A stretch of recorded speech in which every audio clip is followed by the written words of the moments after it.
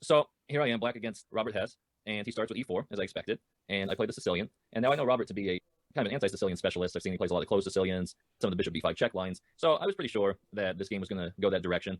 And, I would have been probably fine withdrawing this game and taking my shot, playing with white in the last round to try to get my norm. Beating such a strong player as Robert Hess with black is certainly no easy task. But Robert surprised me by heading straight for the mainline dragon.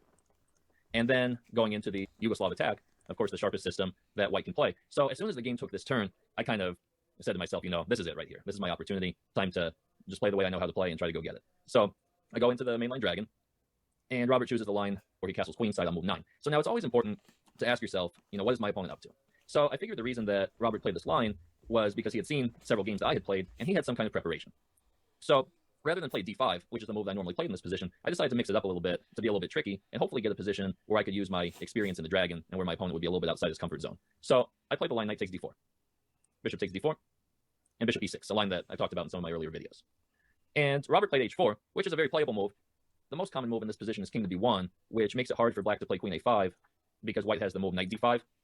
And now if black captures on d2, white can take intermediately with check on e7, king h8, take on d2, and white's in a very good endgame here with his extra pawn. It just has to be a little bit careful after rook e8, best not to go knight d5 immediately, because after bishop takes, there's a mate threat on the back rank. So bishop takes knight first, bishop takes, knight d5, and white has an outstanding position here with an extra pawn in the endgame. Now, of course, had white played king b1 in the game, I wouldn't have played queen a5, I would have gone queen c7, which is the main line. But because Robert played h4 in this position, I'm able to play queen a5 right away, because here, if knight to d5, I have a couple of options I don't have in the other position. For one thing, I can take the queen with check, and then take on d5, or after knight d5, maybe simply queen takes a2, might be good for black. So here I'm able to immediately go queen a5 and put pressure on the pawn. And now white's next move was a little bit of a surprise for me. Robert played queen g5 with the idea of trading queens. And I think it's possible here for black to trade the queens and then continue with knight h5. And I think black should be okay in this ending. But I was in attack mode at this point, and I really wanted to attack. And I think I found a move that allowed black to do that. So if you'd like, you can pause your tapes here. Try to find the most aggressive continuation for black in this position. I played b5. A pawn sacrifice, but these kinds of ideas are not too foreign in the dragon. So I sacrifice a b pawn where it can be taken 3 different ways, but not so easy for white to take. If he takes with the knight, the a2 pawn immediately hangs with checkmate threats. If he takes with the bishop, then I can take on a2 with my bishop and should have a good position. So I think the only way that the pawn really could be captured is with the queen. And Robert said after the game that he wished he had, in fact, captured here with the queen and taken the extra pawn. But I think after queen c7, I think black has all the attacking chances here because I can slide the rooks here to the C and B files, which are great files. And white certainly is in no position to attack the black king as long as he has the queen on b5. So maybe white can, try to hang on to his extra pawn in this position, but it's certainly going to be black having all the fun in the near future. So in the game, Robert played h5 with the idea to continue with the attack on the king side. And now I played rook b8. So typical move in these kinds of positions, I bring my rook to the b file to eventually support playing b4. Of course, I can't play b4 now because my queen would be captured because of this pin. But rook b8, I support the b5 pawn. Now it's not possible for white to take it. And I plan on continuing the attack, by bringing my rook over, trying to take on a2, and looking for the right time to play b4. And I think black's attack should be very powerful. So here Robert took on g6, and I recaptured with the f pawn, and then played bishop d3. And I think this was a critical moment in the game. I have, a lot of ideas in this position, but how should black proceed in this position? I think it's very important. So this might be a good opportunity here. Pause the video and try to find the best continuation for black. I played bishop takes a2, and I feel like that's the correct move. I was considering playing rook fc8 to try to build up the attack a little bit first, but I thought I could get into trouble here if white played knight to d5, which is a very typical move in these kinds of positions. And here, what I feared was a line like this, bishop takes d5, where white can then go bishop takes on f6, and after black captures on f6 with his bishop, white can go queen takes d5 check. And here, a lot of rook takes h7 ideas are very powerful for white. Something like, okay, maybe white can start by e5, threatening to take the bishop. This also includes white's bishop in the attack, which makes it powerful. And here, if black were to take on e5 somehow, now I think rook takes h7 is just checkmate.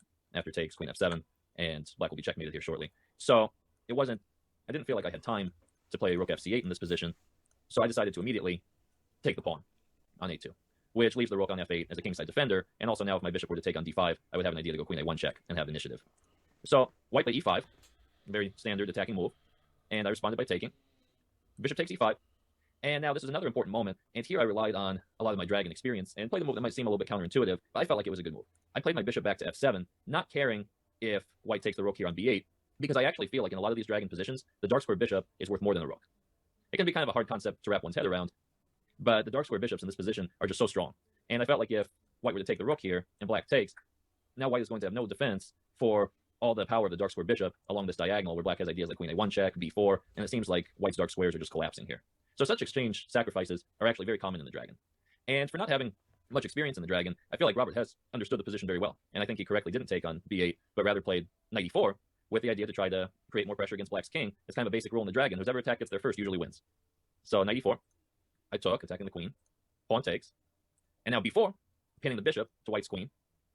And white played a good move, a necessary move, queen h4, creating a mate threat, so I don't have time to take the bishop. I play h5. Now bishop takes g7, king takes g7, and e5, unleashing the white bishop into the attack. So I continued with queen a1 check, king to d2, and queen takes b2. So I have 2 extra pawns, but as so often is the case in these dragon positions, material is not the most important thing that's going on in the position. Both kings are a little bit shaky here, and both sides have their pressure. Now white continued queen g5 with a simple idea to capture on h5 with the rook and have a mating net on the king side. And it looks like for the time being, white's king is reasonably safe. If I play queen c3 check, I think the king can just go to e2. So now I have a bit of a problem to solve. How should black continue here? You can pause your videos and try to find the best continuation for black if you're interested. Once again, here in this dragon position, the best defense is some good offense. I played rook on b to d8 with the idea of eliminating this bishop, which is really holding white's position together. So as expected, white played rook takes h5, threatening queen h6 with mate coming. So I have to act quickly. Rook takes d3 check. White has to take with the king. And now queen c3 check. This actually was not the best move in this position. I should have played bishop c4 check. And this, I believe, is a winning move, as after the king takes, I can take on c2, and now whichever way the king goes, whether to the d file or the b file, I'm going to follow him with my rook, and my queen and rook should be able to coordinate and have a winning attack. But unfortunately, I missed that move, and I played queen c3 check, which allowed the white king to get into e4, and even though white's king is right in the center of the board, it's not so easy for black to come up with a successful attack here. I think there are a number of draws by repetition, but I really did want to try to win this position if I could. I felt like I was very close. So I played queen takes c2 check, king e3, I repeated the position, and then I found a move that was able to allow me to continue to fight for a win. I played bishop c4. So moving the bishop allows my king to escape to f7, so that it doesn't have to get mated, and also very importantly, the bishop controls the f1 square, so when my king goes to f7, white won't have a devastating rook f1 check move. So Robert certainly made the most of the pressure that he was able to get here. He played queen h6 check, king f7, queen f4 check, I have to run to e8, and now rook d8 check, king takes d8, queen takes rook check, king d7, and white's not done yet, e6 check. Bishop takes e6, and now rook to a5.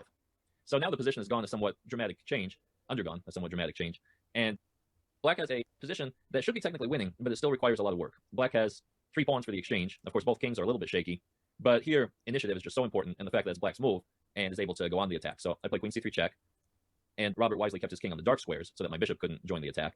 But I'm able here to centralize my queen, where I support both my pawns. I prevent him from playing something like rook takes a7, which means that white doesn't have a threat here. So in this position, I'm able to continue with b3, and here my pawn is only 2 squares away from making a queen. Now white plays queen f3, trying to regroup his pieces. So now once again, I need to take some initiative. I play queen d6 check, but this move actually forces a trade of queens because of white's hanging rook on a5. Here white is not able to move his king, because if he goes king h4, I have queen b4 check, forking the rook. And if king f2, then queen d2 check forks the rook. So white is forced to play queen f4 and allow me to go into the ending, which I felt like I should be able to win.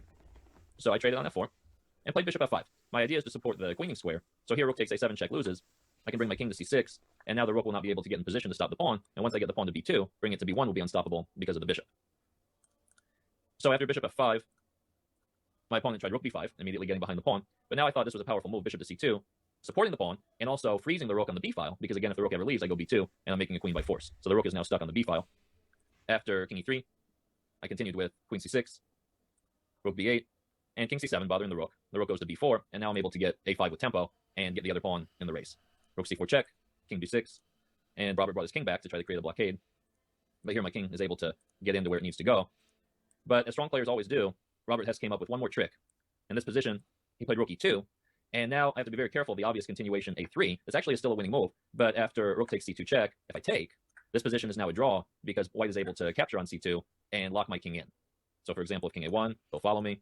If I move up my g-pawn, he can move his g-pawn, and now this is going to be a draw. White can continue to lock black's king in, and then black moves up his pawn, and black will be stalemated, and the position will be drawn. So I still have to be very careful. Actually, I can play a3. It would lead to the same idea that ended up happening in the game, but I played b2, allowing my bishop to be captured, but now a3, and here the black pawns are strong enough that they're actually able to overpower white's rook. White continued king to d2. I played king b1 with the idea now of queening my a-pawn. So Robert played king c3 back, but after king a1, my b-pawn now is queening by force, and white resigned. So this was certainly an exhilarating moment for me, as I was able to win this game and make my second GM norm, and I thought it was really cool that I was able to use my all-time favorite opening to do it. Just kind of felt like it was meant to be. So I appreciate you guys watching my series on the Dragon. I hope you've enjoyed it, and I plan on being back on chess.com to do some different series in the future. So long for now.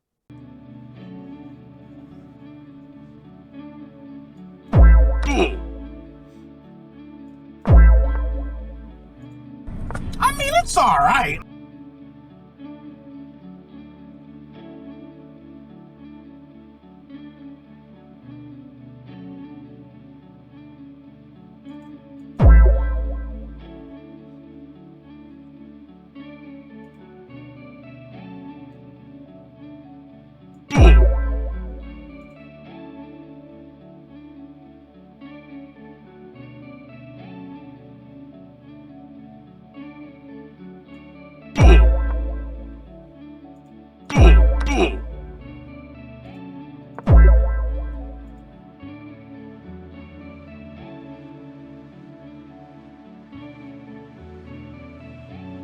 Huh?